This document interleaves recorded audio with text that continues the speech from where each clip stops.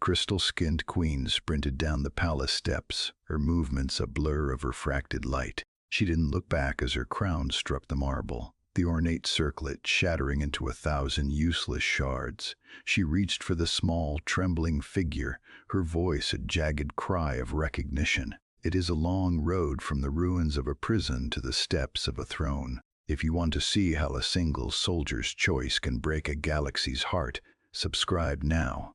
Let us go back to where the silence began. 6 days earlier, Kalen Vance had been more concerned with the failing battery in his helmet light than the fate of the stars. The underground prison on Krylon Tertius smelled of stale oxygen and the metallic tang of old blood.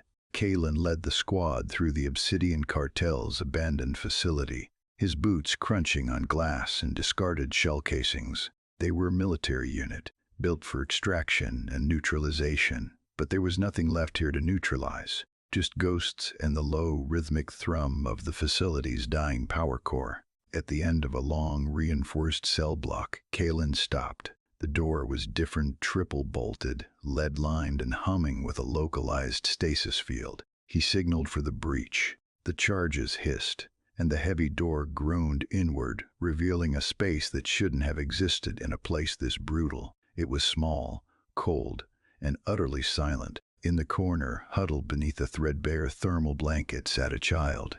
Her skin wasn't flesh, but a semi-translucent lattice of living crystal that caught the dim beam of Kalen's light, splintering it into soft violets and deep blues. She didn't scream. She didn't even move.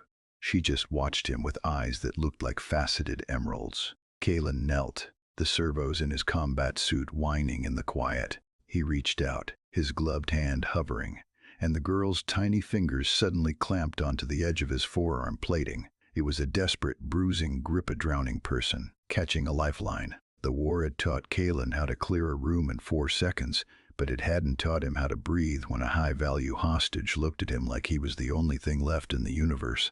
The squad's medic moved forward, scanner humming. Kalen felt the girl's grip tighten, her crystal skin humming against his armor. This journey is only beginning, and the cost of this rescue is still being tallied.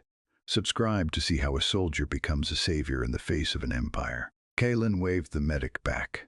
He didn't care about standard protocol or the biological quarantine rules. He unzipped his heavy tactical jacket, the one lined with synthetic wool, and wrapped it around the child's shivering frame. Kalen didn't wait for the transport's ramp to fully lower before he stepped into the biting wind of the extraction zone. The Aurelian child was a small, heavy weight against his chest, her fingers still locked onto the scarred ceramic of his gauntlet. Behind him, the squad's comms were a frantic mess of high command orders and quarantine warnings. He ignored them all, his focus narrowed to the rhythmic crystalline pulse of the girl's heartbeat against his ribs. The medical transport sat idling, its floodlights cutting through the Krylon gloom. A team of white-armored specialists waited with a containment unit, a sterile glass box designed for high-value assets.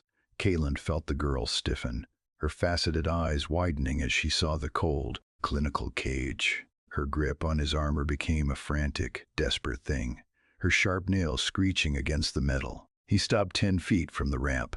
The lead medic gestured toward the box, but Kalen didn't move. He looked down at the small face peering out from the folds of his jacket. He saw not a princess or a political lever, but a terrified child who had spent months in the dark. Breaking protocol was a career ender. Stealing a royal ward was a death sentence. But as he looked at the medical team, Kalen knew he wouldn't let her go back into a cage, no matter how clean the glass was. He adjusted his hold, shielding her from the harsh glare of the ship's lights. And now in the palace courtyard, under the silence of 1,000 shimmering Aurelians, he watched the conclusion of that choice. The queen's crown lay forgotten in the dust, 1,000,000 credits of history shattered. She didn't care. She reached the child, her hands trembling as they brushed the girl's crystalline skin. Kalen stood back, his armor scuffed and his career in ruins, but his hand felt strangely light. The child finally let go of his gauntlet, transferring that desperate, trusting grip to her mother's robes. The queen looked up at Kalen, her expression unreadable to a human, yet the way she inclined her head carried the weight of a debt that could never be repaid. He turned back toward the shuttle, his boots heavy on the marble. The girl looked back once, her emerald eyes catching the light of Cryon's 3 suns. She lifted a hand, a small, certain gesture of goodbye. The jacket Kalen had wrapped her in was still draped over her shoulders, the dark military fabric a stark contrast to the royal silks. It was no longer a piece of gear. It was a relic of the man who had chosen a life over a rule. The child gripped her mother's hand, her other hand still clutching the edge of the frayed tactical jacket as they walked toward the palace doors.